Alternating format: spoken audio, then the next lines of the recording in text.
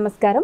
శుభదినం కార్యక్రమానికి స్వాగతం. ఈనాటి కార్యక్రమంలో భాగంగా మనతో పాటు ఉన్నారు విశ్వవిద్యాలయ అగ్రశ్రేణి తొలి మహిళ జ్యోతిష్య వాస్తుశాస్త్ర పట్టభద్ర పంచాంగకర్త జ్యోతిష్య మహోపాధ్యాయ జ్యోతిష్య శాస్త్రంలో PhD గోల్డ్ మెడలిస్ట్ కూడా అయినటువంటి డాక్టర్ ఈట్పుగంటి పద్మజరాణి గారు మనతో పాటు ఉన్నారు. మరి నేటి రాశిఫలాల వివరాలు వారి మాటల్లోనే అడిగి తెలుసుకుందాం. నమస్కారం అమ్మ. నమస్కారం. నేటి పంచాంగం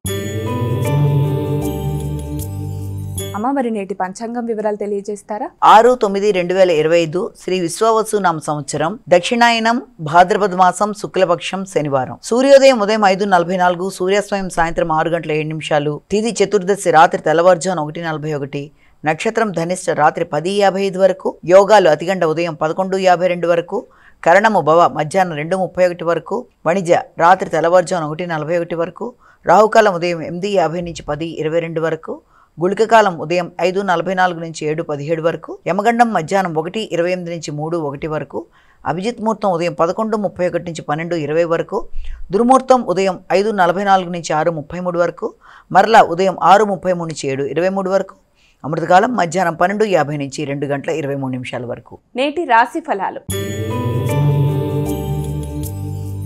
మేషరాశి.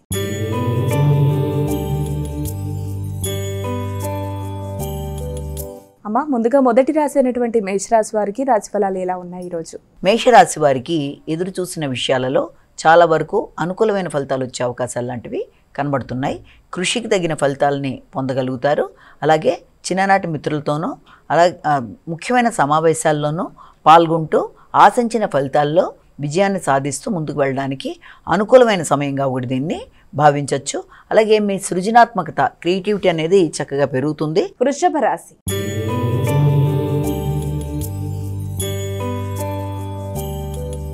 అమ్మ, ఇక వృషభ రాశి వారికి ఈరోజు రాశి ఫలాలు ఎలా ఉన్నాయి? ఈ వృషభ రాశి వాళ్ళకి ముఖ్యంగా వృత్తిపరమైన విషయాలు కొంతవరకు అనుకూలత అనేది అధికంగానే ఉంది. వృత్తిలో నూతన అవకాశాలు, దూర ప్రదేశాలకి వెళ్ళే అవకాశాలు లాంటివి ఉంటే, దూర ప్రదేశాలలో వృత్తికి సంబంధించిన విషయాలలో కొత్త అవకాశాలు లాంటివి మీకు రావడం, వాటిని సద్వినియోగపరుచుకుంటూ ముందుకు వెళ్ళడానికి మీరు ప్రయత్నాలు చేయడానికి అనుకూలమైన సమయంగా కూడా దీన్ని మనం భావించవచ్చు. మిథున రాశి.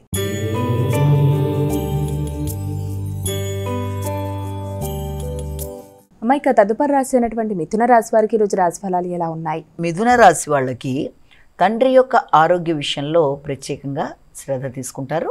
పెద్దల ఆశీస్సులు అనేవి లభ్యమవుతాయి. ఆర్థిక సంబంధమైన విషయాలు కానీ, వృత్తికి సంబంధించిన విషయాలు కానీ చాలా వరకు మిశ్రమ ఫలితాలతో కూడిన విధంగా మీకు ఉన్నప్పటికీ కూడా కష్టానికి తగిన ప్రతిఫలం అంటే పెద్దల యొక్క సహకారంతో ఆర్థిక సంబంధమైన విషయాలలో అనుకూలతలు అనేవి ఏర్పడే అవకాశం ఉందని మనం ఇక్కడ భావించవచ్చు. కర్కాటక రాశి.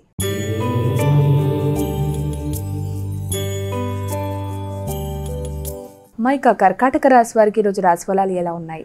కర్కాటక రాశి వాళ్ళకి ముఖ్యంగా ఈ రోజున మానసికంగా కొంత అలజడిగా ఉండడం, ప్రతి విషయంలోనూ చేద్దామనుకుంటున్న కార్యక్రమాల్లో ఏదైనా సరే ముఖ్యం అనుకున్న విషయాల్లో ఏదో తెలియని ఘర్షణ లాంటిది ఏర్పడడం, తద్వారా మనసు కొంత ప్రశాంతత అనేది తక్కువగా ఉండడం, ఇలాంటి వాటికి అవకాశం అనేది మొదలవుతుంది. అలాగే ప్రతి చిన్నదానికి కొంత ఘర్షణతో కూడిన ఆలోచనలు అధికంగా రావడం, తెలియని భయాలు, విశ్రాంతి తక్కువగా ఉండడం, చేస్తున్న పనులలో అనుకోని ఆటంకాలు, దానివల్ల మానసిక ఘర్షణ పెరగడం మొదలైన వాటికి ఆస్కారం ఉన్న రోజుగా మనం దీన్ని భావించవచ్చు. సింహరాశి.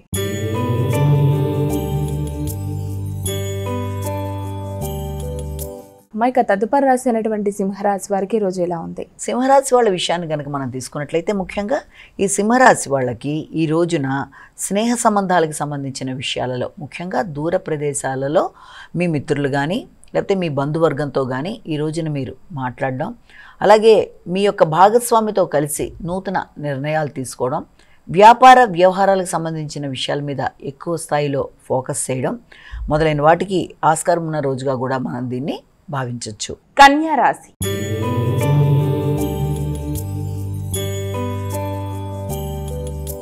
ఇక కన్యా రాశి వారికి రోజు ఎలా ఉంది? కన్యా రాశి వాళ్ళ విషయాన్ని కనుక ప్రధానంగా తీసుకున్నట్లయితే కన్యా రాశి వాళ్ళకి ఆశించిన విషయాలలో కొంత వ్యక్తుల సహకారం, ఆగుతూ వచ్చిన పనులు ముందుకు వెళ్ళడం, అంతేకాకుండా ఆశించిన విషయాలు అంటే ఏదైనా వృత్తికి సంబంధించిన విషయాల్లో మీరు ఏదైనా గట్టిగా కృషి చేస్తున్నట్లయితే దానికి సంబంధించిన విషయాల్లో కూడా మీకు అవకాశాలు శ్రమకి తగిన ప్రతిఫలం లాంటిది లభ్యమవ్వడం, ఆరోగ్యపరమైన విషయాలు కూడా అనుకూలంగా ఉండడం మొదలైన వాటికి ఆస్కారమైన రోజుగా మనం దీన్ని భావించవచ్చు.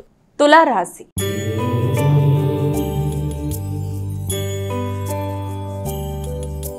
ఇక తులారాశి వారికి రోజు రాశి ఫలాలు ఎలా ఉన్నాయి? తులారాశి వాళ్ళ విషయాన్ని కనుక తీసుకున్నట్లయితే తులారాశి వాళ్ళకి ముఖ్యమైన విషయాలలో కొంత మానసిక ఘర్షణ అనేది ఉంటుంది. అంటే విందు వినోదాల్లో పాల్గొన్నా, లేకపోతే సంతాన సంబంధమైన విషయాల్లో చర్చలు జరిపినా, క్రియేటివిటీకి సంబంధించిన విషయాలు కానీ ఇవన్నీ కూడా మీరు ఎక్కువ ఆశయాలు పెట్టుకొని ముందుకు వెళ్ళడానికి చేసే కార్యక్రమాల్లో అది పెద్ద ఇదిగా లేకుండా కొంత మిశ్రమ ఫలితాలు ఇచ్చే అవకాశాలు లాంటివి, తద్వారా మానసిక ఘర్షణని పెంచుకునే విధంగా పరిస్థితులు ఉండడం అనేది మొదలైనవి కనబడుతున్నాయి. వృశ్చిక రాశి.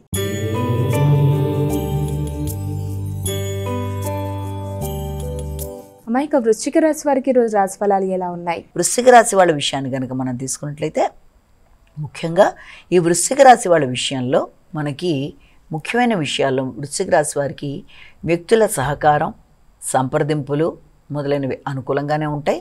అలాగే దాంతోపాటుగా రావలసిన ఆర్థిక వ్యవహారాల విషయంలో పెద్దల సహకారంతో ముందుకు వెళ్ళడానికి మీరు చేసే కార్యక్రమాల్లో పెద్దల యొక్క ఆశీస్సులు లాంటివి, దగ్గర ప్రయాణాలకు అవకాశాలు లాంటివి మొదలైనవి కనబడుతున్నాయి. ధనస్సు రాశి.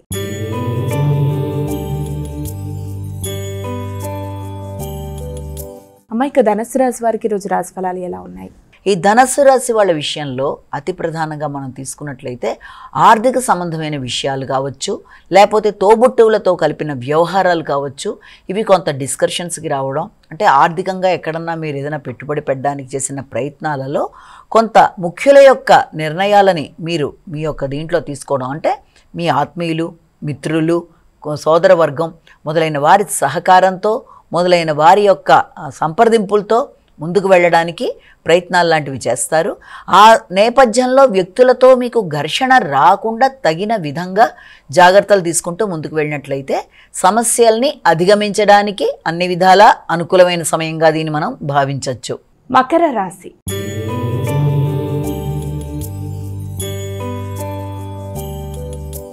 ఇక మకర రాశి వారికి రోజు ఎలా ఉంది?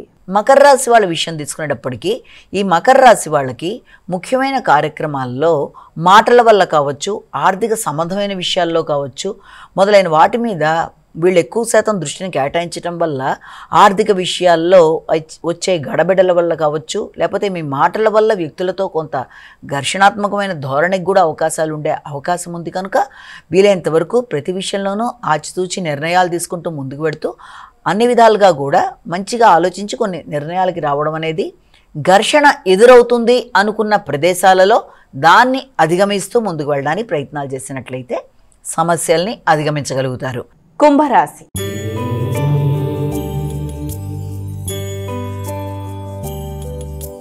ఇక కుంభరాశి వారికి రోజు రాశి ఫలాలు ఎలా ఉన్నాయి? కుంభరాశి వాళ్ళ విషయం తీసుకునేటప్పటికీ కుంభరాశి వాళ్ళకి నిద్రలేమితో పాటు అసౌకర్యం, మానసిక అనీజీనెస్, అంటే మెంటల్గా ఏదో ఒక టైప్ ఆఫ్ లోన్లీనెస్, అంటే దీన్ని ఏమంటారంటే మానసిక వైరాగ్యంతో కూడిన ఒంటరితనం భావన లాంటివి, ఆలోచనలలో ఒంటరితనం, వ్యక్తుల యొక్క సహకారం లేదే అన్న ఆలోచనలు, లేకపోతే వచ్చిన ఆలోచన పదే పదే రావడం, తద్వారా నిద్రలేమి, ఆహార స్వీకరణ విషయంలో కూడా మనసు స్థిమితం లేకపోవడం, తెలియని ఆ టైప్ ఆఫ్ డిప్రెసివ్ థింకింగ్ని అధిగమించే ప్రయత్నాలని ఖచ్చితంగా చేయాలి. అంటే వీలైనంత వరకు మీరు ఆశించిన విషయాల్లో, ఆరోగ్య సంబంధమైన విషయాల్లో తగిన విధంగా జాగ్రత్తలు తీసుకుంటూ ముందుకు వెళ్ళాలి. మీనరాశి.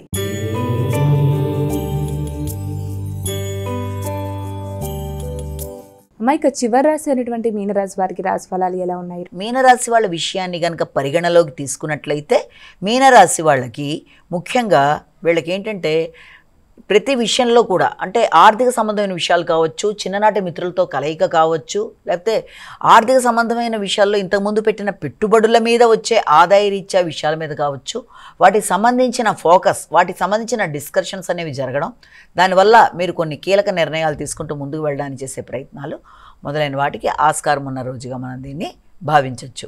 ఇక ద్వాదశ రాశుల వారందరూ కూడా పాటించడానికి వీలుగా ఉన్నటువంటి పరిహారం ఏదైనా తెలియజేస్తారా? ద్వాదశ రాశుల వారికి పరిహారాన్ని గనక మనం చూసినట్లయితే మేషరాశి నుంచి మీనరాశి వరకు 12 రాశుల వారికి కూడా ఈ రోజున తమ తమ వ్యక్తిగత దైవాన్ని ప్రార్థించుకుంటూ ముందుకు వెళ్ళడం అనేది ఒక విధానం అయితే, దానితో పాటుగా ఇంకా మీకు అవకాశము, ఆసక్తి, సమయము, అనుకూలతలు ఉన్నట్లయితే తప్పనిసరిగా ఈ రోజున మీరు విష్ణుమూర్తికి సంబంధించిన శ్లోకాలు, విష్ణుమూర్తికి సంబంధించిన అష్టోత్తర శతనామావళులు, అలాగే విష్ణు సహస్రనామాలు ఇలాంటివన్నీ కూడా చేసుకోవడం, దాంతోపాటుగా గోవిందనామాలు, వెంకటేశ్వర స్వామి దేవాలయం అయినా కూడా మీకు అనుకూలమైన ఫలితాలు, ఆర్థిక శ్రేయస్సు, అన్ని విధాల మీకు అభివృద్ధిని ఇవ్వడానికి అవకాశం ఉంటుంది. కనుక ఏది మీకు అనుకూలంగా ఉందో దాన్ని మీరు పాటిస్తూ ముందుకు వెళ్ళినట్లయితే దానివల్ల మీకు కొంత మానసికంగా ఒక బలం అనేది ఏర్పడడం, తద్వారా ప్రేయర్స్ మొదలైనవి చేయడం బట్టి ఎప్పుడు భగవంతుడికి దానివల్ల ఘర్షణని అధిగమించే మానసిక బలాన్ని మీరు పొందడానికి అవకాశం ఉంటుందని మనం ఇక్కడ భావించవచ్చు. నేటి విశిష్టత.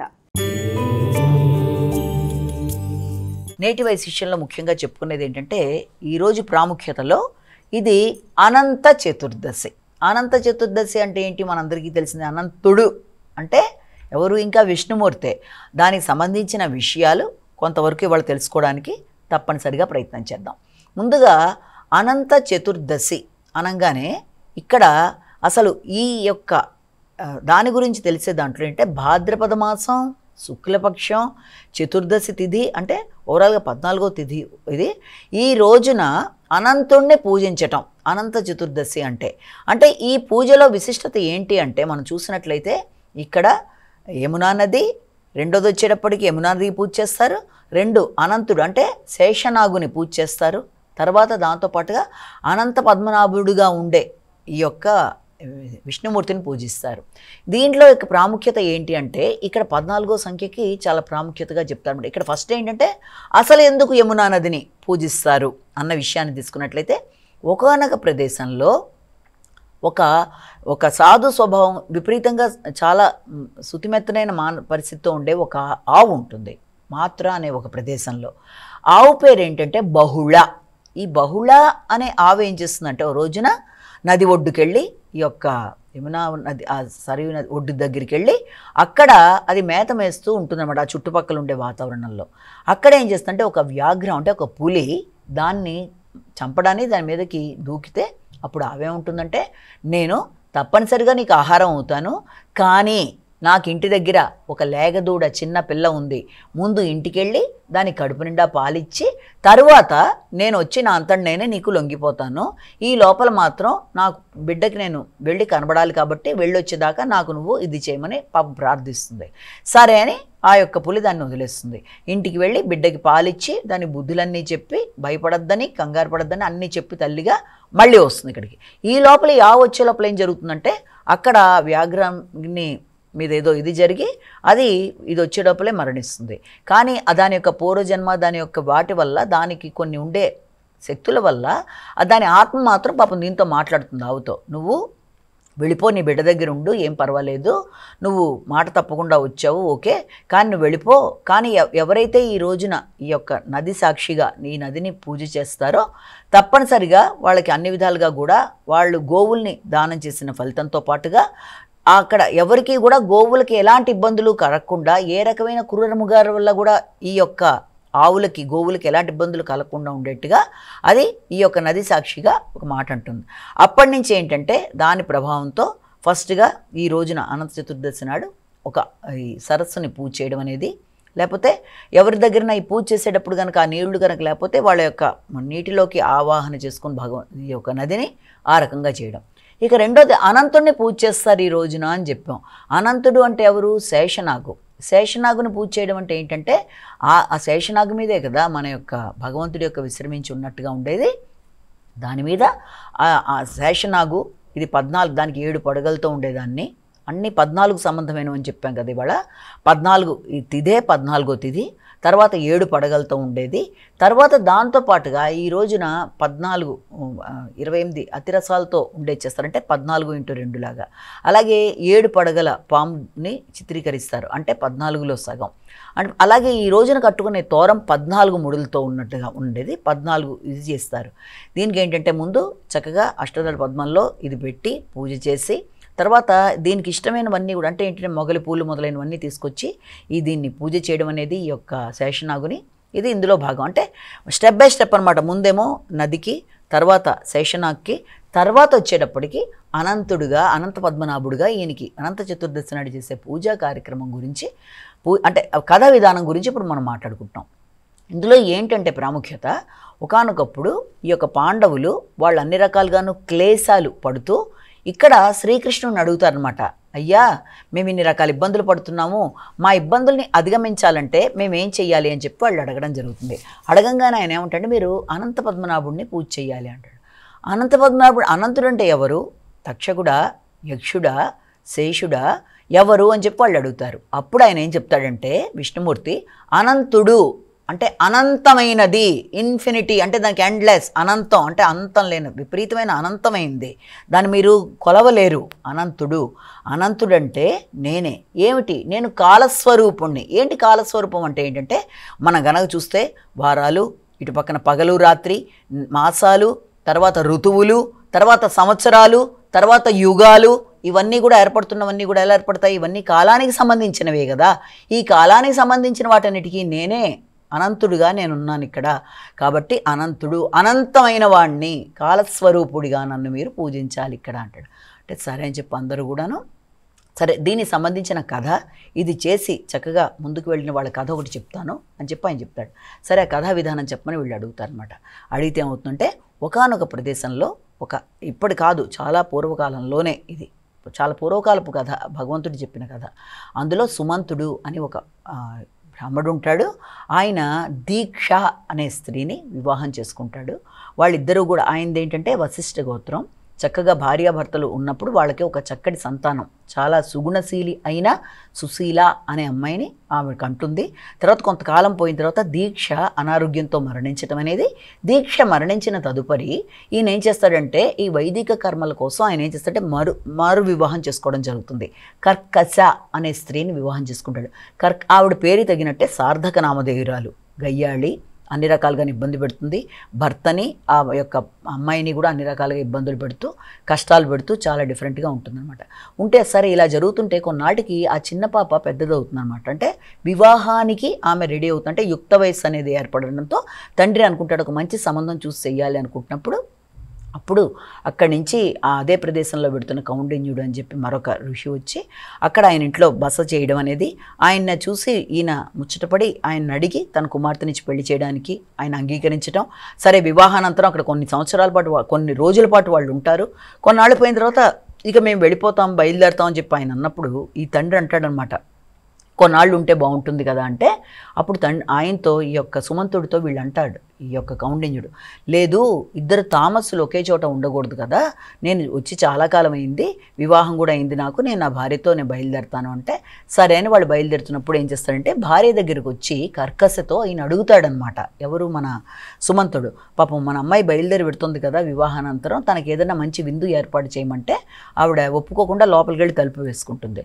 వెంటనే ఈయన బాధపడి ఉత్తి చేతులతో ఆడపిల్లని పంపలేక వివాహానంతరం వివాహానికి సందర్భంలో మిగిలిన సత్తుపిండి అనేది మార్గ మధ్యలో తినమని చెప్పిస్తాడు. అది తీసుకుని వాళ్ళు పాపం బయలుదేరతారు. ఒక పల్లకికి వాళ్ళు బయలుదేరి వెళ్తున్నాక ఒక మార్గ మధ్యలో ఒక చోట ఆగుతారు. ఆగి ఆయన యొక్క మధ్యాహ్నం ఆయన యొక్క కార్యక్రమాలు, ఈ యొక్క పూజాది కార్యక్రమాల కోసం ఆయన ఆగి ఆయన దిగి పెడతాడనమాట. ఎవరు? ఈ కౌండిన్యుడు. దిగిన తర్వాత ఈవిడేం చేస్తుంది, అక్కడ స్త్రీలందరూ, ఈవిడు కూడా కింద దిగి స్త్రీలందరూ కలిసి ఎర్రని వస్త్రాలు కట్టుకుని నదీ సమీపంలో పూజలు చేయడం చూస్తుంది. వెంటనే వెళ్ళి ఏంటి ఇదంతా అని అడిగితే మేము చేసేదాన్ని ఈ యొక్క అనంతుడి యొక్క పూజ చేస్తున్నాం మేము, ఈ రోజున 14 తోరాలతో ఇలా కట్టాలి, దీని పూజా విధానం ఇది, అష్టదళ పద్మాన్ని ఏర్పరచాలి, దాంట్లో మనం నాగఫణిని ఏర్పరచుకొని మనం దర్భలతో ఇలా చేసి అన్నీ ఇలా చేస్తామని చెప్పి అంత వివరంగా చెప్పి ఇక్కడ మనం ఈ యొక్క అతిరసాలు తయారు చేస్తాము, అందులో 14 మనం ఉంచుకొని 14 వాయనంలో ఇస్తామని అంత వివరంగా చెప్తారు ఆ పూజా విధానాన్ని.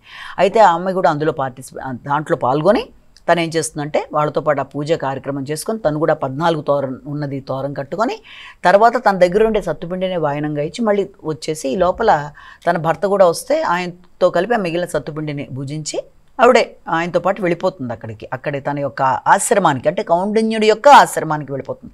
వెళ్ళిపోయేటప్పటికి ఏం జరుగుతుంది, అక్కడ అష్టైశ్వర్యాలతో ఆశ్రమం అంతా చాలా చక్కగా ఉంటుంది. అంటే అసలు ఎక్కడ కూడా ముని ఆశ్రమంలో ఉండదు, అది చూడడానికి 2 కళ్ళు చాలినట్టుగా అష్టైశ్వర్యాలతో చాలా కళకళ్ళాడిపోతూ చాలా చక్కగా ఉండేటప్పటికి చాలా ఆనందం కలిగి సరే వాళ్ళిద్దరూ ఆనందంగా జీవిస్తూ ఉంటారనమాట. ఒక రోజున ఆవిడ చేతుకుండే ఇది చూసి ఈ యొక్క 14 ముళ్ళులతో ఉన్నది ఆయన అడుగుతాడు, ఏంటిది, ఎందుకు కట్టుకున్నావు, ఇది ఏం వశీకరించుకోవడానికి కట్టుకున్నావు, ఏంటిదంతా అని అడిగితే ఆవిడ చెప్తానమాట, కాదండి ఇది అనంతుడికి సంబంధించింది అని చెప్పి విధానం అంతా చెప్తుంది. చెప్తే కూడా ఆయన వినకుండా ఏం చేస్తాడంటే, అనంతుడు అంటే ఎవరు అసలు నేను ఎప్పుడు చూడలేదని చెప్పి ఆవిడ చేతికి తీసేసి విసిరేస్తాడు మంటల్లోకి. వెంటనే ఆవిడ ఏం చేస్తుంటే వచ్చేసి అది తీసుకొని దాన్ని పాలల్లో తడిపి అయ్యా క్షమించు అనంత అని చెప్పి పాపం బాధపడుతుంది. మొత్తానికి ఇలా అయిపోయిన తర్వాత ఏం చేస్తే, ఎప్పుడైతే ఇలా చేస్తాడో ఈయన ఐశ్వర్యాలన్నీ పోవడం, అన్ని రకాలుగా ఇబ్బందులు పడడం, మానసిక క్షోభతో ఈయన అడవులు పట్టి వెళ్ళిపోతూ అనంతుడు ఎక్కడున్నాడు, అనంతుడిని నేను చూడాలన్నట్టుగా పెడుతూ ఉంటాడు. అలా వెళ్ళగా మొట్టమొదట ఆయనకి ఏం ఎదురవుతుందంటే ఒక మామిడి చెట్టు ఎదురవుతుంది. ఆ మామిడి చెట్టు నిండా ఫలాలు ఉంటాయి, కానీ దాని మీద ఏ రకమైన పక్షి కూడా వాలి ఉండదు. దాని దగ్గరికి వెళ్ళి అనంతుడిని చూసావా అని అడిగితే తెలీదు అని చెప్తుంది. తర్వాత మరి కొద్ది దూరం వెళ్ళిన తర్వాత అక్కడ ఇంకోటి ఏం కనబడుతుందంటే వాళ్ళకి ఒక ఆవు మంచి పచ్చిక బయల్లో ఉండి మంచి పచ్చగడ్డిలో ఉండి దాన్ని మేయకుండా అక్కడే ఉన్న ఆవు కనబడుతుంది. దాన్ని అడుగుతాడు, నాకు తెలియదు అంటుంది. మరి కొంత దూరం వెళ్ళిన తర్వాత అనంతుడిని చూసావా అని అక్కడ ఇంకొకళ్ళు అంటే ఒక నిలువెత్తు బేట మంచి భూమిలో నిలబడి ఉన్న ఒక ఎద్దు కనబడుతుంది. నువ్వు ఇలాగా చూసావా అనంతుడిని అని అడిగితే నేను చూడలేదని చెప్తుంది. సరే దాన్ని వదిలి మరికొంత దూరం వెళ్ళేటప్పటికి అక్కడ 2 నదులు ఉంటాయి, 2 నదులు ప్రవహిస్తుంటాయి ఒకదాని మించి ఒకటి. వాటిని అడుగుతాడు, మాకు తెలియదు అంటారు. ఇంకొంచెం ముందుకెళ్ళి అడుగుతాడు, అక్కడ ఒక ఈ గాడిద ఉంటుంది. గాడిద దగ్గరికి వెళ్ళి నువ్వు చూసావా అనంతుడు అంటే నాకు తెలియదు అంటుంది.